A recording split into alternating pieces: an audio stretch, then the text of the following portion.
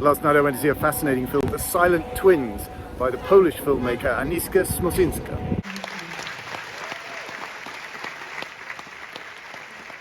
I would like to thank Mr. Thierry Fremont, Christian Jean and the entire team for selecting the Silent Twins. It's really a dream come true for me. Thank you so much.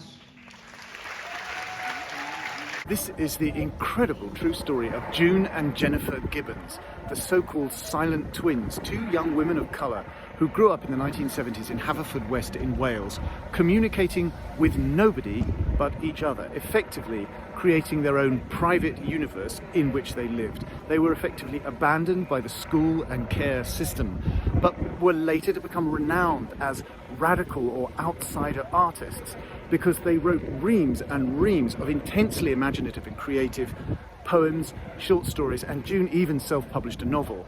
And then they were committed to Broadmoor for 11 years for arson and theft.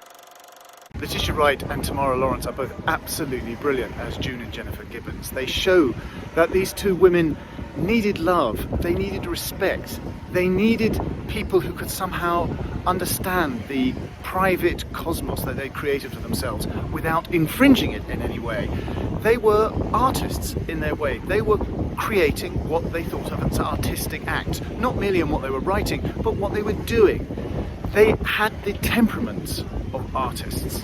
They had the radical instincts of artists. They just didn't have the socio-political background that would nurture their artistry. It's a really, really good film.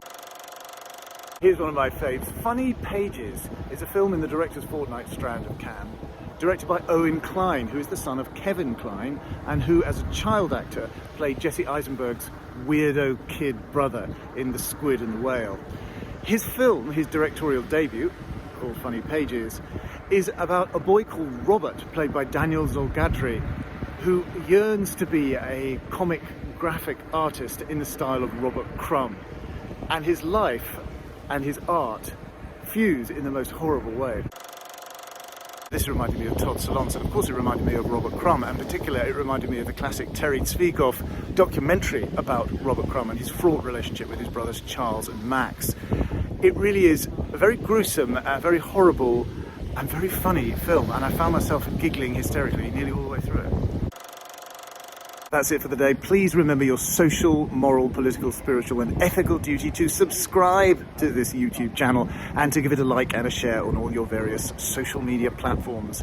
See you here tomorrow. A bientôt.